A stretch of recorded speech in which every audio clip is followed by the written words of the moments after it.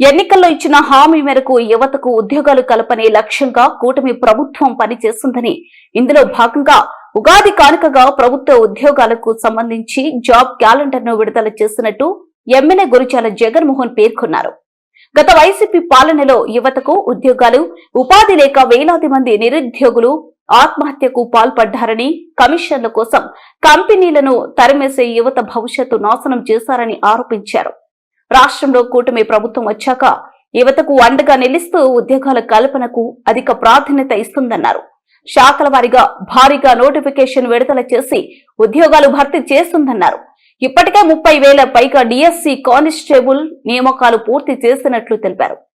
MSME, job fair development, industrial, food processing, IT, electronics, పర్యాటక రంగాల్లో భారీగా ఉద్యోగాలు కల్పించిన ముఖ్యమంత్రి నారా చంద్రబాబు నాయుడు యువతకు అండగా నిలుస్తూ తన బ్రాండ్ ఇమేజ్ ద్వారా ఏపీలో యువతకు భారీగా కంపెనీలను తెచ్చి ఉపాధి అవకాశాలు కల్పిస్తున్న రాష్ట్ర విద్య, ఐటీ శాఖల మంత్రి నారా లోకేష్ సారథ్యంలో పారదర్శకతకు పెద్దపీట వేస్తూ ఉద్యోగ నియామకాలు చేపడుతున్నట్లు పేర్కొన్నారు.